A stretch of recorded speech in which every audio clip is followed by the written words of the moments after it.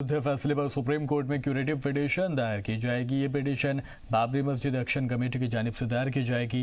बाबरी मस्जिद के बाकियात के लिए भी अर्जी दायर की जाएगी। इससे पहले सुप्रीम कोर्ट में मुस्लिम फरीक की नजर सानी खारिज हो चुकी है।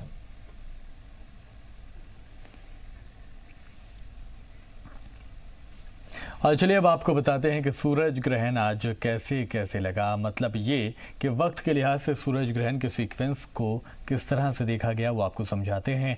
अहमदाबाद, दुबई और मुंबई में अलग अलग वक्त पर सूरज की सुमत बदलती हुई दिखाई दी। और आप देख सकते हैं कि दुनिया भर में मुख्तलिफ जगहों पर सूरज ग्रहण काफ़ी अलग दिखाई दिया। दुबई में जहाँ डायमंड रिंग बनी दिखाई दी, तो वहीं अबू धाबी, चिली और कोलंबो में भी खूबसूरत नज़ारा दिखाई दिया। इधर बात अगर हिंदुस्तान की करें, यहाँ की मेट्रो सिटीज़ की बात करें, तो ग्रहण को देखने के लिए हज़ारों की भीड़ में लोग मौजूद रहे। आप देख सकते हैं कि तिरुवनंतपुरम, अहमदाबाद, कोच्चि, भुवनेश्वर और बेंगलुरु में मुख्तलिफ रंगों में सूरज दिखाई दिया। अहमदाबाद में जहां सुर्ख लाल रंग का ग्रहण दिखाई दिया, तो वहीं तिरुवनंतपुरम से नीले रंग का ग्रहण दिखाई दिया।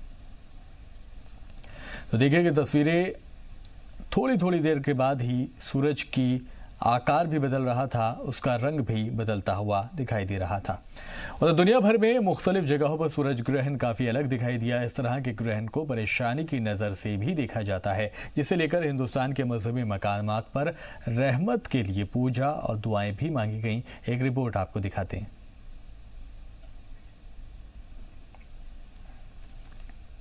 उधर दिल्ली की सर्दी ने गुज़िश्ता 22 साल का रिकॉर्ड तोड़ दिया है। महकमा मौसमियात के मुताबिक कल तक कम से कम दर्जा हरारत 5 डिग्री पहुंचने की उम्मीद है। दिल्ली के पालम इलाके में आज सुबह दर्जा हरारत 6.4 डिग्री दर्ज किया गया है, जबकि दूसरे इलाकों में 7.6 डिग्री दर्ज किया गया है। दिल्ली में आलूदगी की सतह 307 दर्ज की गई है। घने कोहरे की वजह से दिल्ली पहुँचने वाली 25 ट्रेनें भी देरी से पहुँच रही हैं, जिनमें वैशाली, पूर्वा और पुरुषोत्तम एक्सप्रेस शामिल है। कोहरे की वजह से मुंबई और साउथ की ट्रेनें भी ताखीर से चल रही हैं।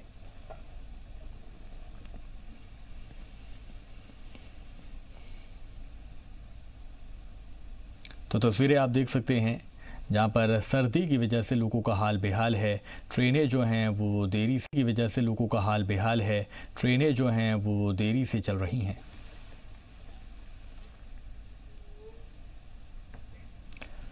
पहाड़ों पर हो रही बर्फबारी से पूरा शुमाल हिंद इस वक्त ठंडी हवाओं की जद में है। शुमाल हिंद के 5 शहर की तस्वीरें आप देख सकते हैं। मध्य प्रदेश की तस्वीर है, राजस्थान की, और उत्तर प्रदेश के कई हिस्सों में भी ठंडी हवाएं अभी चल रही हैं। कई जगहों पर कोहरा भी छाया हुआ है। तो 5 तस्वीरें आप देख सकते हैं। भोपाल की तस्वीर है, बीकानेर की तस्वीर है, मुजफ्फरनगर की ये तस्वीरें हैं, झांसी की भी तस्वीर है, साथ ही साथ दौसा की ये तस्वीरें आप देख सकते हैं। पांचों की पांचों तस्वीरों में एक बात जो कॉमन है वो ये है कि लोग सर्दी से बचते हुए अपने आप को किस तरह से ठिठुरन से बचाएं, उसके लिए इंतज़ाम करते हुए नज़र आ रहे हैं। लोगों ने मोटे मोटे कैप पहने हुए हैं, लोगों ने जर्सी पहनी हुई है, तो लोग आग का सहारा भी ले रहे हैं। और ज़ी सलाम की खबर का असर, कौमी अकलियती कमीशन ने नोटिस लिया है। मुजफ्फरनगर की रुकैया की पिटाई पर डीएम और एसपी से जवाब मांगा गया है। डीएम ने मामले की जांच कमीशन के हुक्म पर एसडीएम को सौंप दी है। रुकैया का इलाज भी कराया जा रहा है। जिस तरह से एक्शन लिया था हिंसा के बाद, तशद्दुद के बाद, उसके बाद कुछ बातों को लेकर, कुछ सवालों को लेकर उत्तर प्रदेश की पुलिस, उत्तर प्रदेश का जो सिस्टम है, इंतज़ामिया है, उसके ऊपर कई सवाल लगाए गए थे। कई सवाल उसके ऊपर उठाए गए थे कि वहाँ पर औरतों के साथ भी बदसलूकी हुई है, उनको भी मारा पीटा गया है। जिसके बाद ज़ी सलाम ने इस खबर को बढ़ चढ़ कर दिखाया था, और उस खबर का असर भी अब यहाँ पर दिखाई दे रहा है। आपको बता दें कि कौमी अकलियती कमीशन ने इस मामले पर अब नोटिस लिया है। साथ ही साथ रुकैया जो मुतासिरा बताई जा रही, जो पीड़िता बताई जा रही है, उसकी पिटाई की एक ये तस्वीरें भी आपने देखी थी। इसके बाद वो ज़ख्मी हालत में दिखाई दी थी। रुकैया की पिटाई पर अब डीएम और एसपी दोनों से जवाब मांगा गया है। डीएम ने मामले की जांच कमीशन के हुक्म पर अब एसडीएम को सौंप दी है। साथ ही साथ रुकैया का इलाज भी कराया जा रहा है। तो एनआरसी और सीएए के खिलाफ मुल्क भर में एहतजाज हो रहे थे, और कुछ जगहों पर एहतजाज जो है वो पुरतशद्दुद एहतजाज में बदलते हुए भी दिखाई दिए थे। ये वही कुछ तस्वीर है जो बयां करती है, क्योंकि उत्तर प्रदेश के सीएम योगी आदित्यनाथ ने कह दिया था कि वो किसी भी हिंसा फैलाने वाले को बख्शेंगे नहीं। हालांकि कई जगहों से लोगों को गिरफ्तार किया गया, कई जगहों पर लोगों ने जो है पुलिस के ऊपर भी पथराव किया था। हालांकि बाद में जो खबर आई उसका जो निचोड़ निकला उसमें बताया गया कि कई लोगों के मारे जाने की खबर भी है। साथ ही साथ ये भी कहा गया था कि जो इमलाक को, सरकारी इमलाक को, पब्लिक प्रॉपर्टी को नुकसान पहुंचाने की कोशिश करेगा उस शख्स से भरपाई भी की जाएगी। और इसकी एवज में ये भी देखा गया कि मुजफ्फरनगर में कई दुकानों को सीज कर दिया गया था। तकरीबन 50 लोग से ज़्यादा लोग बताए जा रहे हैं जिनके खिलाफ एक्शन लिया गया है, उनके दुकानों को सीज कर दिया गया है। साथ ही साथ लोगों के घरों पर दबिश भी दी गई, लोगों को ढूंढने की कोशिश की गई और उसी में बताया गया कि एक रुकैया जो कि मुतासिरा है वो पुलिस की हरकतों का, पुलिस के जुल्म का शिकार हुई हैं। उसका ये कहना है कि पुलिस ने ये भी नहीं देखा कि वो ख्वातीन से बात कर रहे हैं या मर्द हजरात से बात कर रहे हैं, और उन्होंने जो है बदसलूकी की और वहाँ पर रुकैया नाम की जो मुतासिरा है वो ज़ख्मी हुई थी। देखिए, ऐसा है कि मैंने जी सलाम के माध्यम से एक मुजफ्फरनगर की सरवट इलाके की एक वीडियो देखी जिसमें एक लड़की रुकैया है जिसकी 4 फरवरी को शादी होने वाली है। उसकी मैंने एक वीडियो देखी थी। मैंने उस वीडियो को जी सलाम से डाउनलोड करा। उसके अलावा एक वीडियो और मैंने देखी थी, किसी एक चैनल पर दिखाई जा रही थी जिसमें एक मस्जिद के में दिखलाया जा रहा था कि वहां सीसीटीवी कैमरा तोड़ने की कोशिश की जा रही है। मैंने वो दोनों वीडियोस डाउनलोड करी और मैंने उसका सोमोटो कॉग्निजेंस लेकर उसको तुरंत तत्काल प्रभाव से वहां के डीएम, लेडी डीएम है वहां, उनको मैंने मुजफ्फरनगर में भेजा और मैंने उनसे कहा कि इसमें 48 घंटे के अंदर अंदर हमको रिपोर्ट तलब आप दीजिए कि ये क्या मामला है। मैंने आज फिर दोबारा उसमें एसएसपी से भी बात करी वहां यादव से, और मैंने डीएम से आज फिर दोबारा इस मामले में बात करी, रुकैया वाले मामले में विशेषकर। और उसमें मुझे डीएम ने रिपोर्ट दी है आज कि हमने एडीएम को उसकी इन्वेस्टिगेशन के लिए नियुक्त कर दिया है और एडीएम उस रुकैया वाले सारे मामले को देख रहे हैं। उस बच्ची को आज प्राइवेट नर्सिंग होम में दाखिल भी कराया है, उन्होंने कल ही करा दिया था और वो ये कह रहे हैं कि जितना भी नुकसान उसका हुआ है उसकी भरपाई होगी और अक्यूज्ड कोई भी हो उसको छोड़ा नहीं जाएगा। तो देख सकते हैं कि किस तरह से एक्शन जो है जी सलाम की खबर पर लिया गया है। जी सलाम की खबर का असर जो है यहाँ पर हुआ है। कौमी अक़लियती कमीशन ने अब नोटिस इस मामले पर लिया है। मुजफ्फरनगर के रुकैया की दरअसल पिटाई की गई थी और इसकी जो खबर थी उसको जी सलाम ने बढ़ चढ़ कर उठाया था क्योंकि मुतासिरा की आने वाले दिनों में शादी होने वाली थी और हमने देखा कि शादी के कार्ड छप चुके थे और ऐसे में वहाँ पर इस तरह की हरकत होती है, इस तरह की बदतमीज़ी जो है वो पुलिस की तरफ से की जाती है, जिसको जी सलाम ने मुखर तरीके से दिखाया था और उस खबर का असर भी दिखाई दिया। हमने देखा कि जब एक्शन जो है वो लिया गया है मुजफ्फरनगर की रुकैया की पिटाई के बाद, अब डीएम और एसपी से भी जवाब तलब किया गया है। अब देखना ये होगा कि इनकी जानिब से क्या जवाब जो है वो दिया जाता है। डीएम ने मामले की जांच कमीशन के हुक्म पर एसडीएम को सौंप दी है और रुकैया का इलाज भी लगातार अब जारी है। हालत देख सकते हैं, मुतासिरा जो है वो बार बार टीवी स्क्रीन पर दिखाई दे रही है। ये वो तस्वीरें हैं जिसमें सुध-बुध जो है उस खातून ने खो दी थी अपनी, जब उसके साथ इस तरह की हरकत को अंजाम दिया गया था। साथ ही साथ आप देखिए कि शादी का कार्ड भी है जो छप चुका था और जल्दी ही आने वाले जनवरी में इस मुतासिरा की शादी होने वाली थी, लेकिन उससे पहले ही एक तशद्दुद की खबर जो है वो आती है। जगह जगहों पर पुलिस की दबिश दी जाती है, जगह जगह पर एक्शन जो है वो लिया जाता है योगी की पुलिस की तरफ से, और ये भी नहीं देखा जाता है कि वो जो सामने है वो लड़का है या लड़की है। जो पुलिस है वो सख्ती से सब्र से निपटती हुई नज़र आती है, सख्ती से सबके साथ सलूक करती हुई नज़र आती है और उसका असर ये होता है कि यहाँ पर एक मुतासिरा, एक लड़की जो है वो ज़ख्मी हो जाती है।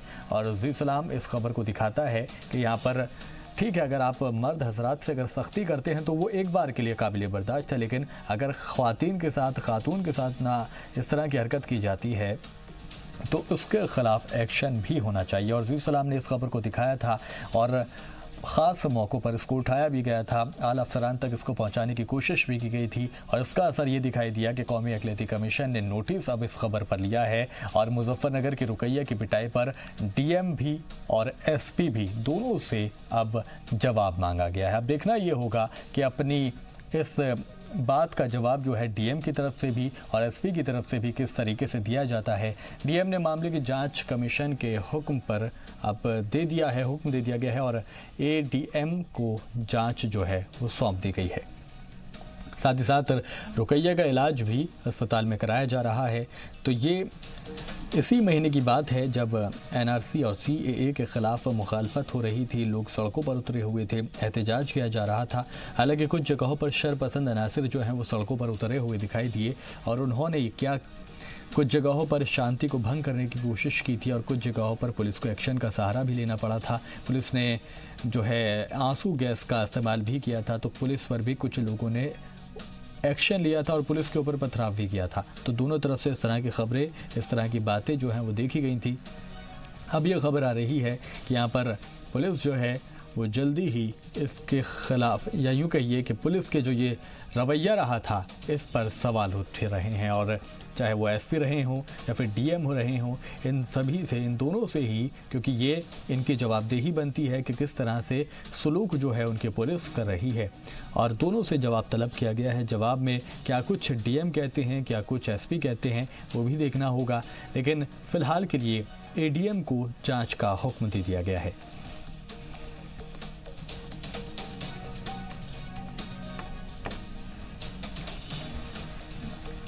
और ज़्यादा अपडेट के साथ शुएब रज़ा हमारे नुमाइंदे भी हमारे साथ जुड़ गए हैं। शुएब रज़ा, जिस खबर को हमने बढ़ चढ़ कर दिखाया था कि किस तरह से एक मासूम के साथ बर्बरियत हुई है, उसके साथ जुल्म हुआ है, उस खबर का अब असर होता हुआ दिखाई दिया है।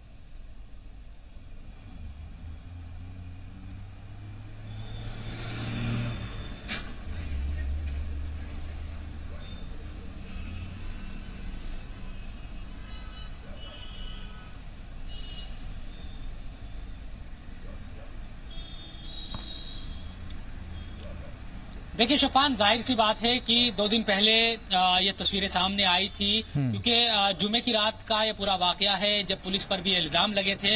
हम ये तो देख रहे हैं कि तमाम तरह की तस्वीरें सामने आ रही है, लेकिन जुमे के रोज क्योंकि एक हफ्ता होने वाला है, तकरीबन रात के 10:30 बजे के बाद पुलिस पर ये आरोप लगे कि वो मुजफ्फरनगर के सरवट गेट का जो इलाका है सरवट का, वहां पर मौजूद है रुकैया का परिवार।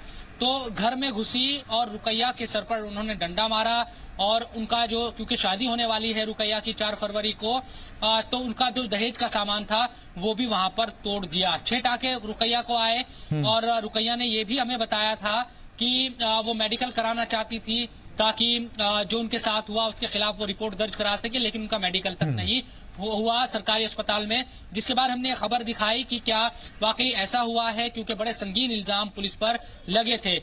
हमने खबर दिखाई और जो एसपी सिटी है मुजफ्फरनगर के, उनसे भी बात हुई। उन्होंने भरोसा दिलाया था कि हमारे पास अगर शिकायत आएगी तो हम जांच करेंगे। लेकिन नेशनल माइनॉरिटी कमीशन की तरफ से हमारी खबर दिखाए जाने के बाद स्वायत्ता संज्ञान कमीशन की तरफ से लिया गया और मुजफ्फरनगर की डीएम से इस मामले को लेकर जवाब उनसे मांगा गया। डीएम ने जो कमीशन को बताया, जो हमें खबर मिली, वो ये है कि एडीएम को इस पूरे मामले की जांच के आदेश दे दिए गए हैं कि आप जांच कीजिए रुकैया वाले मामले की, कि आखिर पुलिस उनके घर में क्यों घुसी, और अगर घुसी तो जो दहेज का या जो शादी के लिए, माफ कीजिए, जो पूरा सामान रखा हुआ था और जो घर का सामान था उसको तोड़ा क्यों गया, और इसके साथ साथ रुकैया के सर पर डंडा अगर लगा तो वो किसने मारा, क्योंकि वो पुलिस पर इल्जाम लगा रही है और 6 टाके उसके सर पर लगे हैं। तो इन तमाम सवालों के जवाब कमीशन ने पुलिस और डीएम से मांगे हैं। अब ये उम्मीद कमीशन को भी है कि जो मुजफ्फरनगर एडमिनिस्ट्रेशन प्रशासन है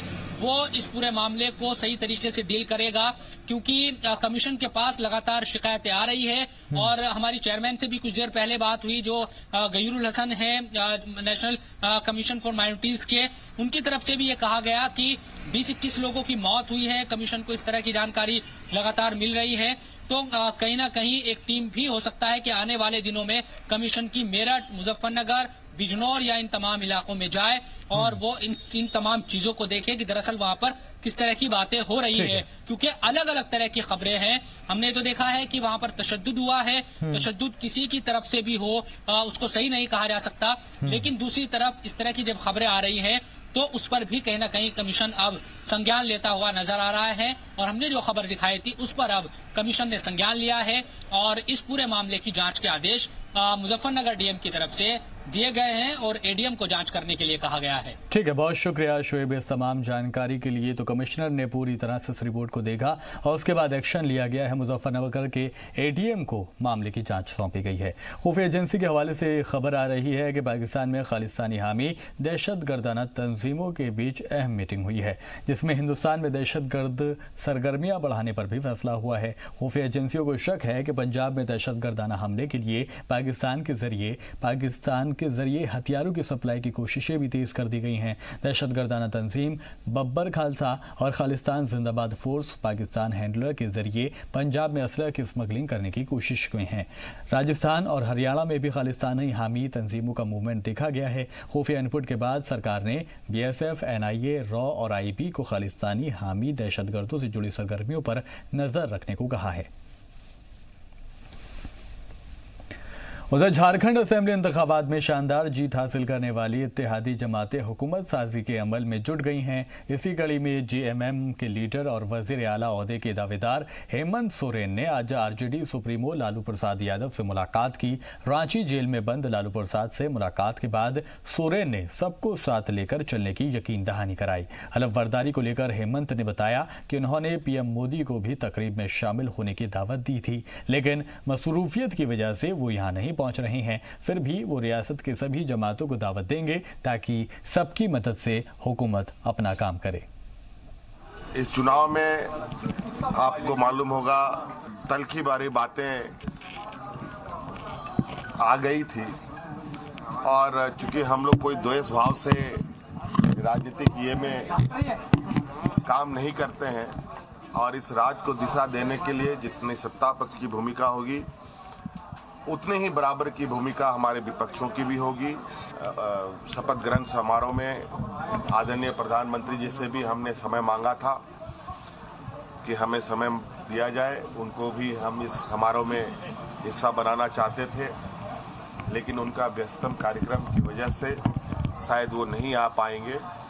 इसलिए हम लोग इस राज को सभी लोगों के सहयोग के साथ आगे ले जाना चाहते हैं।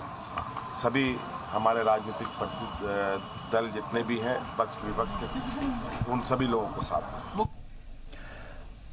और कश्मीर से लेकर दिल्ली और पूरे शुमाली हिंद में ठंड का कहर लगातार जारी है। श्रीनगर में दर्जा हरारत 0 से नीचे बना हुआ है। लद्दाख के लेह कस्बे में दर्जा हरारत 0 से 17.8 डिग्री सेल्सियस नीचे दर्ज किया गया।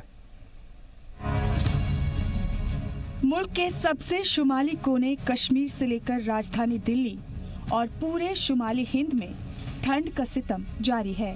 कश्मीर में भी ठंड का कहर लगातार जारी है। श्रीनगर में दर्जाए हरारत लगातार 0 डिग्री से नीचे बना हुआ है। महकमा मौसमियात के मुताबिक श्रीनगर में बुध को कम से कम दर्जाए हरारत 0 से 4.3 डिग्री सेल्सियस नीचे दर्ज किया गया। शदीद ठंड के सबब कई मकामात पर पानी की पाइपलाइन जम गई। मरकज के ज़ेर इख्तिदार रियासत लद्दाख के लेह कस्बे में दर्जा हरारत 0 से 17.8 डिग्री सेल्सियस नीचे दर्ज किया गया। इस वक्त कश्मीर चिल्ले कला की गिरफ्त में है। चिल्ले कला ठंड के मौसम में 40 दिन का वक्त होता है जब शदीद ठंड पड़ती है। इस दौरान बर्फबारी सबसे ज्यादा होती है। चिल्ले कला 21 दिसंबर से शुरू हुआ और 31 जनवरी को खत्म होगा। वहीं मुल्क की राजधानी दिल्ली भी ठंड से लगातार ठिठुर रही है। बुध को क्रिसमस के मौके पर दिल्ली के अवाम को कड़ाके की ठंड का सामना करना पड़ा और कम से कम दर्जा हरारत 6 डिग्री सेल्सियस दर्ज किया गया। महकमा मौसमियात के मुताबिक शहर में 1997 के बाद से अब तक दिसंबर के महीने में सबसे लंबे ठंडे दिन रिकॉर्ड किए गए हैं। महकमा मौसमियात के मुताबिक हफ्ते के आखिर तक दर्जा हरारत के 4 डिग्री सेल्सियस तक जाने की उम्मीद है। यूपी में भी सर्दी का सितम जारी है। इस सीजन में ठंड से रियासत में 30 लोगों की मौत हो चुकी है। यूपी में बिजनौर जिला सबसे ठंडा रहा। यहाँ कम से कम दर्जा हरारत 3 डिग्री जबकि ज्यादा से ज्यादा 11 डिग्री सेल्सियस रहा। वहीं मगरबी यूपी में भी सर्द लहर से अवामी जिंदगी मुतासिर हो रही है। मेरठ में क्रिसमस के दिन सर्दी ने 15 साल का रिकॉर्ड तोड़ दिया है। मेरठ में ज्यादा से ज्यादा दर्जा हरारत 11.6 और रात का दर्जा हरारत 6 डिग्री सेल्सियस रिकॉर्ड किया गया। वहीं बिजनौर, सहारनपुर, मुजफ्फरनगर, बागपत, शामली में भी दिन भर सूरज नहीं निकला। सहारनपुर में कम से कम दर्जा हरारत 4.5 डिग्री पहुंच गया है। राजस्थान में भी इस वक्त कड़ाके की सर्दी पड़ रही है। सीकर में कम से कम दर्जा हरारत 2.5 डिग्री सेल्सियस दर्ज किया गया। महकमा मौसमियात के मुताबिक पिलानी, चुरू, जैसलमेर, गंगानगर, बीकानेर, जयपुर, अजमेर समेत तमाम शहरों में सर्दी का सितम जारी रहेगा। Bureau report, Zee media. और दुनिया भर में मुख्तलिफ जगहों पर सूरज ग्रहण काफ़ी अलग दिखाई दिया। इस तरह के ग्रहण को परेशानी की नज़र से भी देखा जाता है, जिसे लेकर हिंदुस्तान के मजहबी मकामात पर रहमत के लिए पूजा और दुआएं भी की गईं। एक रिपोर्ट आपको दिखाते हैं।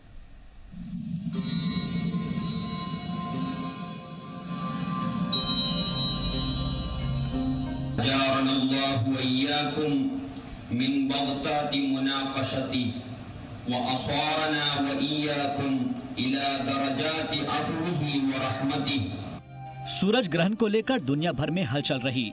दुबई में जहां डायमंड रिंग बनी दिखी, तो वहीं अबू धाबी, चिली और कोलंबो में भी खूबसूरत नजारा देखने को मिला। सुबह उठकर ही कुछ लोग इसे देखने की कोशिश करते नजर आए, तो कुछ लोग इबादत गाहों में जाकर अपने अकीदे के मुताबिक दुआएं करते दिखे। हिंदू अकीदतमंदों ने मंदिर में जाकर भगवान से इस मुसीबत को टालने की गुहार लगाई, तो मुस्लिम तबका खुदा को खुश करने की गरज से मस्जिदों में नजर आया। अवामी परेशानी के साथ कुदरती आफात के वक्त मजहब का मिला जुला रंग भी मुल्क की खास पहचान है। इस नज़ारे को पीएम मोदी ने भी वक्त निकाल कर देखा, जिसकी तस्वीरें उनके ट्विटर हैंडल पर आई। तो वहीं हजारों लोग नदी के किनारे और दीगर मकामात से इसे देखते नजर आए। साइंटिफिक नजरिए से सूरज और जमीन के बीच जब चांद आ जाता है तो ऐसा होता है, लेकिन मजहबी नजरिए से ऐसे ग्रहण को परेशानी के अंदेशे से देखा जाता है, जिसके लिए लोग मजहबी मकामात में जाकर अपने अकीदे के मुताबिक खुदा की खुशनुमाई में लग जाते हैं। Bureau report, Zee media. Global alliance on health and pollution ने हिंदुस्तान को आलूदगी से खतरे पर अलर्ट किया है। आलूदगी का आलम यह है कि कई शहरों में ना तो साफ पानी है और ना साफ हवा, यहाँ तक कि खाने वाली चीजें भी आलूदगी का शिकार हो गई हैं। खाने पीने की चीजों में मिलावट सेहत पर भारी पड़ रही है। वैसे ये खबर आपके लिए नई तो नहीं है, फिर नया क्या है? नई है एक रिपोर्ट जो बताती है कि दुनिया भर में एयर पॉल्यूशन से होने वाली मौतों में करीब 28% हिस्सेदारी हिंदुस्तान की है। अब जिसने दिल्ली की हवा को फेफड़ों में उतारा हो, यहाँ की हवा ली हो,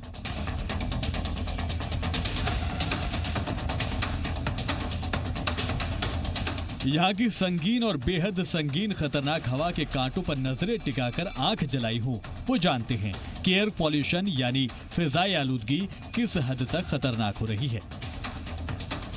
लेकिन अब ये हाल धीरे धीरे दूसरे शहरों की भी हवाओं का हो रहा है।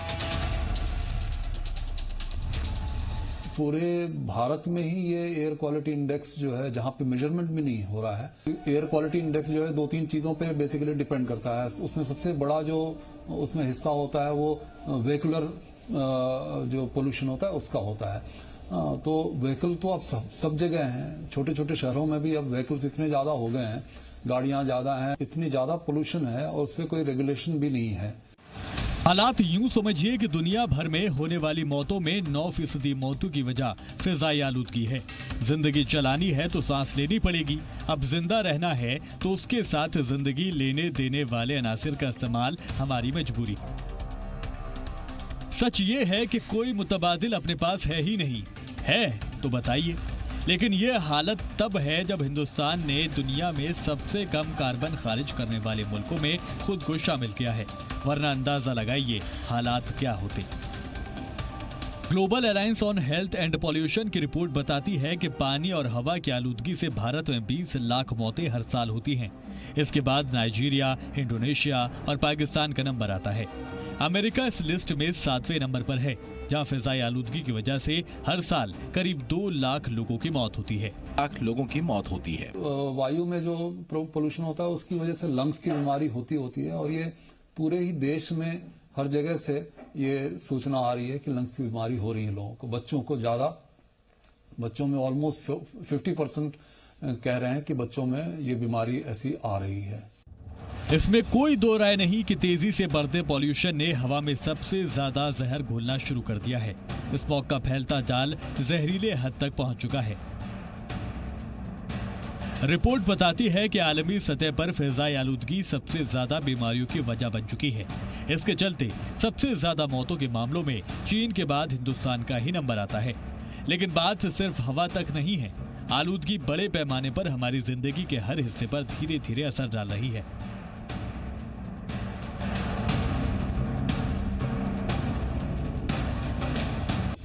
हिंदुस्तान का सबसे लंबा समंदर का साहिल मरीन बीच अचानक फॉर्म से भर गया। खारे पानी पर बनी जहरीली फॉर्म ने समुद्र के किनारों को ढक लिया।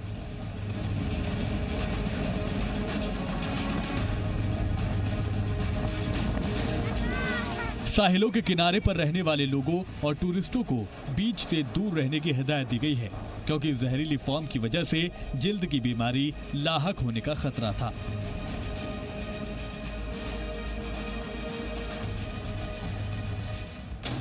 इस जहरीले फॉर्म का असर मईशत पर भी पड़ा, क्योंकि माहीगीरों को समुद्र में जाने से मना कर दिया गया है। मछलियों के फरोख्त पर असर पड़ा है। आलूदा पानी की वजह से लोगों ने मछलियां नहीं खरीदी हैं।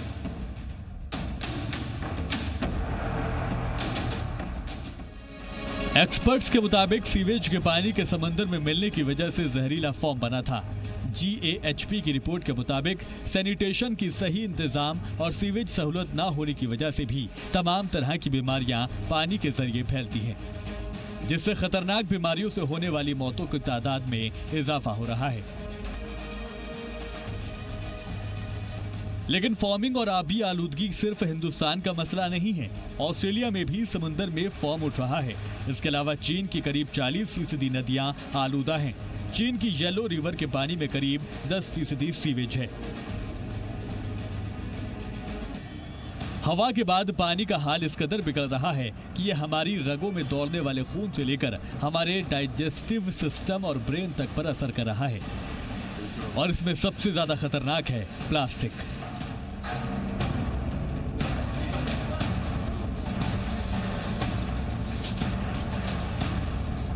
प्लास्टिक दो तरफा नुकसान पहुंचाता है। हवा में मिले तो भी खतरनाक और पानी में मिले तो भी जानलेवा। और ये प्लास्टिक हमारे समंदर और पानी के दूसरे जराए में जहर घुल रहा है। हमारी जिंदगी समुद्र पर निर्भर है और सभी प्लास्टिक समंदर में डंप किए जा रहे हैं। तो ये बहुत ही ज्यादा खतरनाक परिस्थिति है और दुनिया भर में हुई स्टडी बताती है कि इंसान होने के नाते हमें इस